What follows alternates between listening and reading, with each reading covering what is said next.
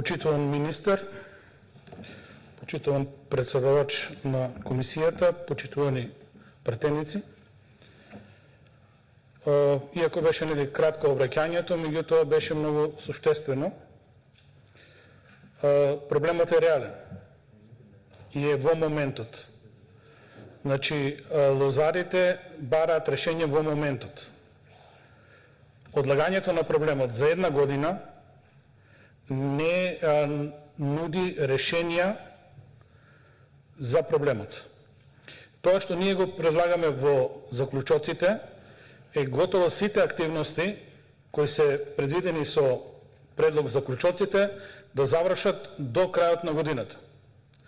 И на тој начин лозарите да имаат решење за овогодинашната берба, да имаат решење и за понатамо, што ќе значи организирање на секторот лозарство.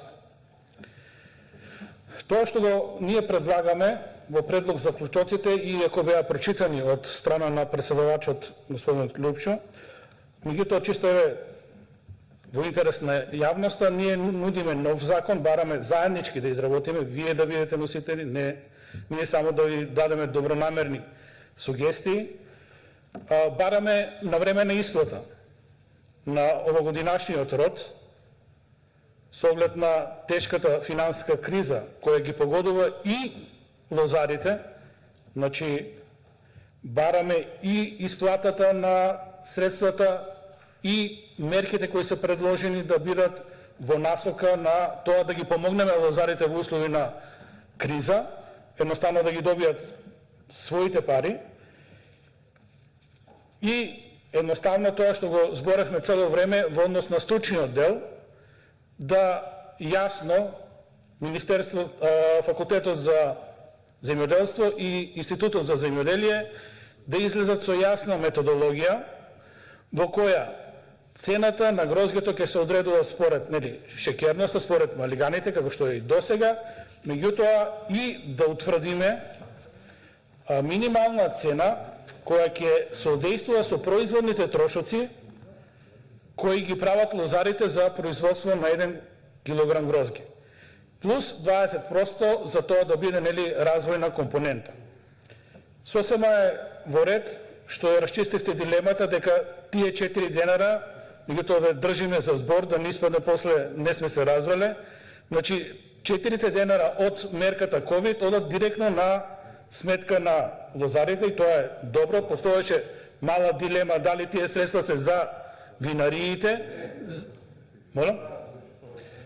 Да завршам. Министерот јавно кажа дека овие 4 денара одат на сметка на лозарите. Значи, ако условно винар, лозар кој продал грозге, добил цена 4 денара, ќе добие од винската визба, ќе добие уште 4 денара од мерката COVID-4.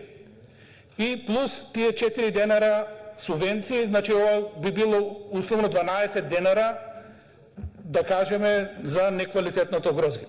Така се разбравме, нели? Ве држиме за збор, тоа е добра мерка.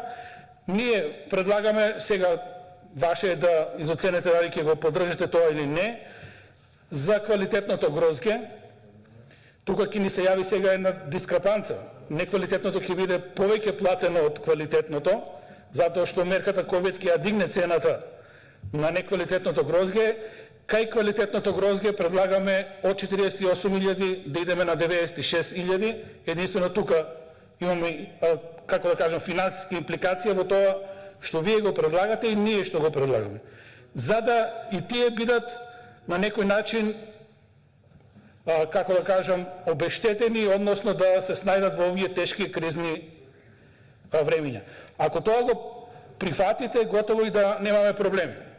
Другото се мерки за ослободување, закуп, водни надоместоци, тоа се минорни трошоци во однос на целата приказна, и регулирање на пазарот. Ние на некој начин низ дискусиите преовлада дека некои винари може да злоупотребат мерката, меѓутоа ако ги дават тие 4 денара на производителите на грозге, тогаш имаме почиста ситуација. Меѓутоа за сите оние што пријавиле лажни податоци во инспекторат за количините на резерви на вино, за капацитетите, не ги исполниле пријавените норми за тоа што е предложено како откупна количина по секоја винарија, едноставно една година да и се замрзне лиценцата.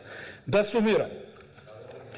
Ако тие 4 дена одат кај лозарите, на некој начин можам и да кажам дека сме близко до решението, само тогаш ќе ни остане уште малку да размислете тие што продадоа поквалитетно грозге, сега ќе ги ставиме по подредена ситуација, едноставно и таму да интервенираме уште со 2 дена, нели беше 2 дена ковид, и таму да биде 4 дена и сме го решиле проблемот, што мислам дека треба да размислите и на некој начин се усугласуваме во тоа што го предлагаме. Ви благодарам. Благодарам и јас.